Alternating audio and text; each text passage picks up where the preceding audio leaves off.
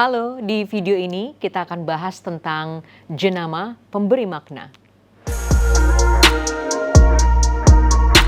Jenama atau yang biasa kita kenal dalam bahasa Inggris dengan brand adalah kombinasi dari nama, tanda atau simbol desain yang ditujukan untuk mengidentifikasi dan juga mendiferensiasikan suatu produk atau jasa atau organisasi untuk membedakannya dari kompetitor.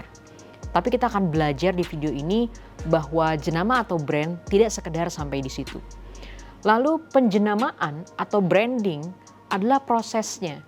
Bagaimana memberi makna pada suatu produk, jasa, organisasi perusahaan dengan menciptakan dan membangun jenama atau brand itu pada benak konsumen atau audiens kita. Jadi penjenamaan lebih dari sekedar identify dan differentiate. Kunci utama dari aktivitas penjenamaan adalah menciptakan daya tarik di benak audiens dan memberi nilai manfaat bagi mereka.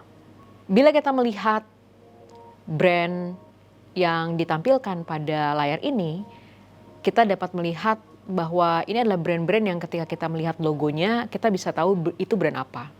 Tapi jenama atau brand tidak hanya sekedar mengidentifikasikan produk, iklan atau advertising yang disampaikan, sponsorship, public relation, ataupun pemasarannya.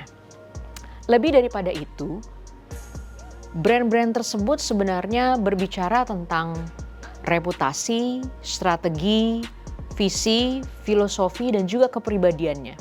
Sehingga ketika kita melihat sebuah brand, biasanya kita bisa menunjukkan bahwa brand itu punya karakteristik atau personality yang kita kenali. Itu sebabnya saya katakan bahwa jenama atau brand tidak berhenti pada sekedar logo dan simbol, tapi brand juga berbicara tentang reputasi dari suatu produk, jasa, atau organisasi yang diwakilinya.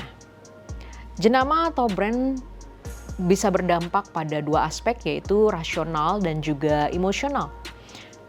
Dalam aspek rasional, brand sebetulnya mendorong future growth, pertumbuhan di masa depan. Brand juga secara rasional merupakan intangible asset yang memiliki value yang dapat diukur.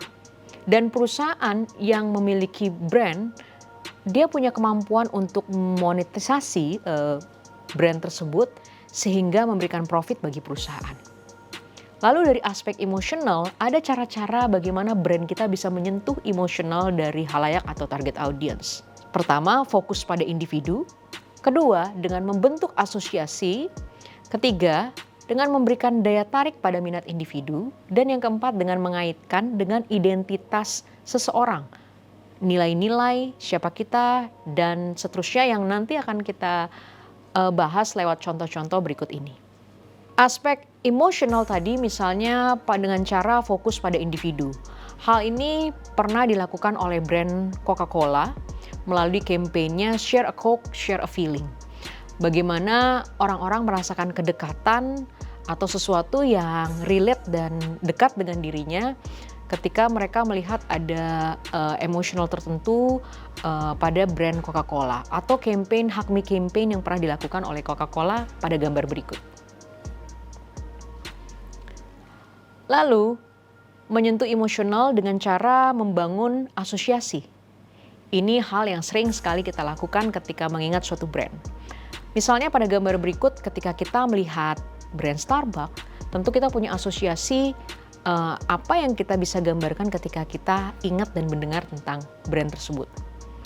Contoh lainnya ketika kita menyebutkan brand Nescafe seperti gambar berikut, ini adalah beberapa asosiasi yang biasanya muncul ketika kita mengingat brand itu.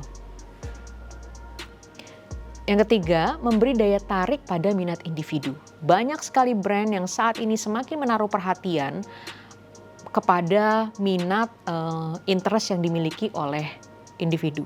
Bahwa brand-brand tersebut mereka juga peduli misalnya dengan gaya hidup, ada brand tertentu yang peduli dengan orang-orang yang punya perhatian khusus kepada kesehatan. Misalnya seperti contoh dari gambar ini. Halayak atau audiens tidak selalu memahami atau memperhatikan fitur-fitur produk atau program, tapi mereka biasanya peduli tentang bagaimana si brand itu memberikan manfaat bagi mereka. Lalu menyentuh emosional berikutnya dengan cara mengaitkan dengan identitas seseorang, siapa kita dan apa nilai-nilai kita.